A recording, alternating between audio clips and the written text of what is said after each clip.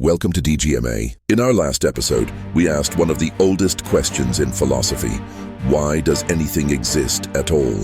We explored whether reality is simply a brute fact, or whether existence itself points beyond itself. Today we move to the question that follows naturally from that one.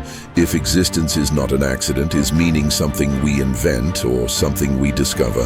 This question shapes how we understand suffering, purpose, and whether life ultimately matters at all. Let's begin. Is meaning something we create or something we discover? Modern culture often tells us that meaning is a personal project.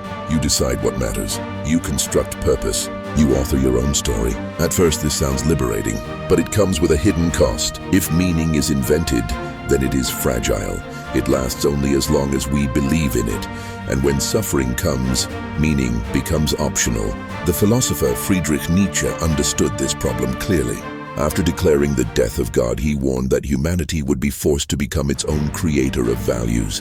But he also knew this was not freedom, it was burden. If there is no objective meaning, then every value is provisional. Every purpose is temporary, and nothing finally matters more than anything else. Yet we do not live that way. We grieve as though lives truly matter. We protest injustice as though right and wrong are not inventions. We praise courage as though it is objectively good. The philosopher Viktor Frankl, who survived the Nazi concentration camps, observed something striking. Life is never made unbearable by circumstances, but only by lack of meaning, man's search for meaning. Notice, Frankl did not say meaning is created, he said it is found. Meaning behaves like discovery, not invention. We do not treat it as something we arbitrarily choose, but as something we owe allegiance to. This is why suffering does not merely hurt, it accuses. Pain feels like a violation of how things ought to be. The Christian philosopher C.S. Lewis pointed out that our outrage at injustice presupposes a standard beyond ourselves. A man does not call a line crooked unless he has some idea of a straight line. Mere Christianity, Book 1. In other words, we recognize the absence of meaning because we are oriented toward its reality.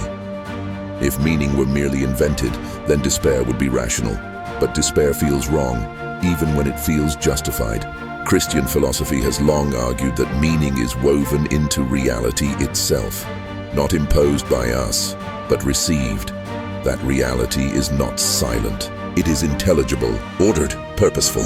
Meaning, then, is not something we manufacture to cope with existence. It is something existence is already offering.